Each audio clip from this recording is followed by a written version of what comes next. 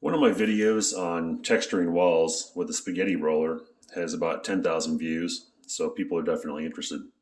I recently did a bunch of texturing, so I thought I would make a quick video going over the result. If you search for spaghetti roller on Amazon, you get a lot of results, and this is what it looks like. So basically, you just fill a drywall pan with joint compound. So scoop it out with the knife, put it in.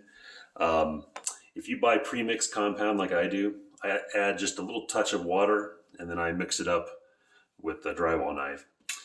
So once you've done that, you basically just will roll the spaghetti roller in the joint compound, and you're trying to get an even coverage of joint compound on the roller.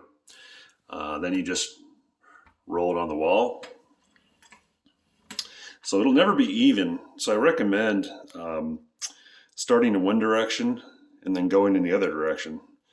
So if you start in this direction,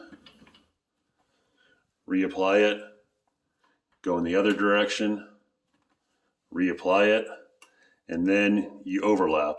Do the same process, but then you overlap the lines. So that way you're trying to, if you don't do that, you find that you'll get some lines kind of in your texture. And you can see those, especially if I look kind of in this direction, you can see like right in there, there's a bit of a line. It's kind of irritating. I'm not too worried on this particular wall because this is a bathroom wall that'll have a mirror on it. So after you've textured a section of wall, you just take a 12-inch knife and you knock it down like that. So sometimes you end up with big blobs of joint compound, and after you knock it down, those will form kind of smooth areas. So I could see if I can find one. I did a pretty good job of avoiding those, but here's one over here.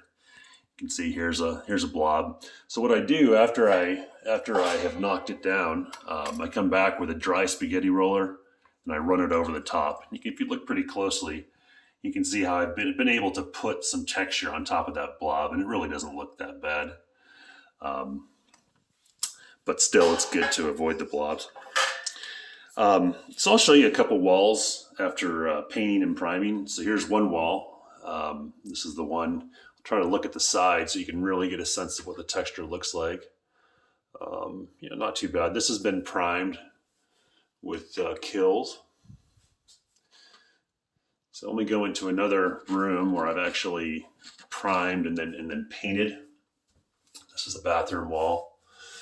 So not a bad job. I got a few blobs on there. I did a pretty good job of keeping the lines off of the wall. So, I'd say that for DIY, this is a really good method. What it enables you to do is basically, you don't have to prep an entire room or entire house to use a hopper like a pro would. So if you're doing one room at a time, going slowly, this is a pretty nice method. You can do it one section of wall at a time and then paint it if you like to work that way. So anyway, if you got any questions about it, post it in the comments, and hope you get something out of this video. Thanks.